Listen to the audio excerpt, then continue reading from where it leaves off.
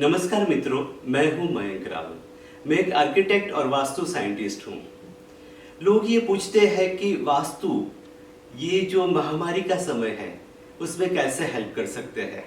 तो सबसे पहले तो इस महामारी को समझना पड़ेगा।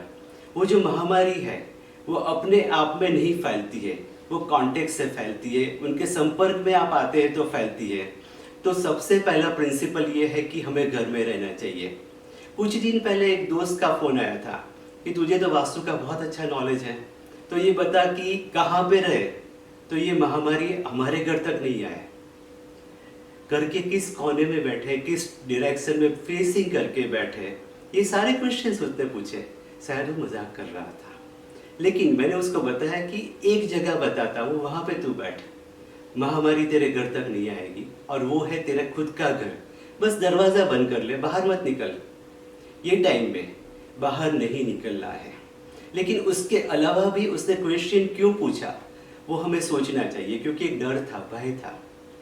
तो ये जो डर है उससे बाहर कैसे निकल सकते हैं। तो आप जहाँ पे भी रहते हैं वहाँ आपका सेंटर ऑफ द हाउस, इसको ब्रह्म स्थान बोलते हैं, उस जगह पे आप बैठिए, ध्यान कीजिए, मेडिटेशन कीजिए। उससे आपके अंदर के जो फॉल्स फियर है वो निकलते जाएंगे। वो जो डर है उससे आप बाहर निकलेंगे। और अगर पॉसिबल है तो महामृत्युंजय मंत्र जो है वो अपने मन में कीजिए। ये एक्सरसाइज ग्रुप में करने वाली नहीं है, क्योंकि सेल्फ तक पहुंचना है तो आपको अकेले करना पड़ेगा। क्योंकि जितना हम अपने अंदर जाएंगे उतना अपने आप को पहचानेंगे, और अपने आप से जो पहचान होगी उसके बाद में कोई भी भय नहीं सताएगा, क्योंकि हमें अपनी नीड्स और वांट्स के बीच का डिफरेंस पता चल जाएगा। और जो डिफरेंस है वही हमें अपने आप से पहचान कराएगा कि हमारी ज़रूरतें इतनी ही है। अगर कुछ भी नहीं रहा तो भी 2 वक्त की रोटी मिल जाएगी, एक छत मिल जाएगी, इतना काफ़ी है। आप सोचिए, अगर ये समय लंबा चला तो आप क्या करेंगे? रोते रहेंगे, कंप्लेन करते रहेंगे? नहीं ना, कोई ना कोई सॉल्यूशंस हम निकालेंगे। तो सबसे पहला सॉल्यूशन ये है कि अपने आप को समझ जाओ। आपके पास 25 गाड़ियां होगी, लेकिन लॉकडाउन में निकलेंगे कहाँ? आपके पास 50 प्रॉपर्टी होगी, लेकिन वहां तक पहुंचेंगे कहाँ?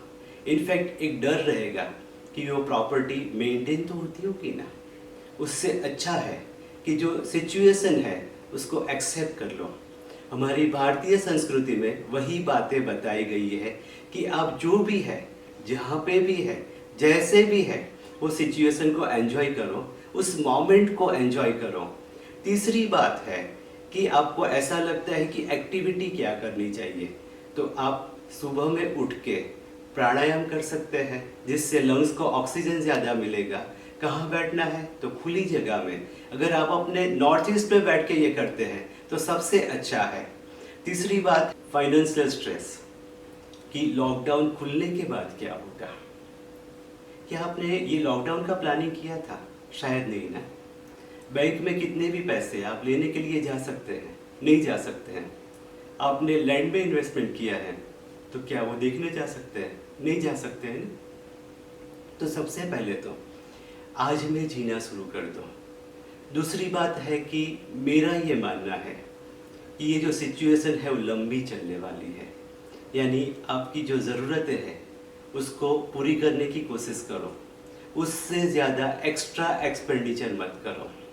और ये जो स्ट्रेस निकालना है उसके लिए सबसे अच्छी बात ये रहेगी, सुबह में जल्दी उठो, सूर्य प्रकाश में बैठो, सूर्य को जल चढ़ाओ, और सुबह में सूर्य का मंत्र या तो गायत्री मंत्र करो। इससे आपके अंदर जो फाइनेंशियल स्ट्रेस जनरेट हो रहा है, इनसिक्योरिटी जो जनरेट हो रही है, उसमें ज़रूर से बेनिफिट मिलेगा। दोस्तों, ये जो महामारी है वो आई है, लेकिन अपने घर तक उसको नहीं लाना है, अपने मन तक ज़रा भी नहीं लाना है, और अपनी आत्मा तक उसको पहुंचने ही नहीं देना है। ये सारी जो नेगेटिविटी है, अगर इन 3 चीज़ों को हम संभाल लेंगे तो संभल जाएगी। इसीलिए घर में रहिए, सुरक्षित रहिए, मौज में रहिए। Thank you very much.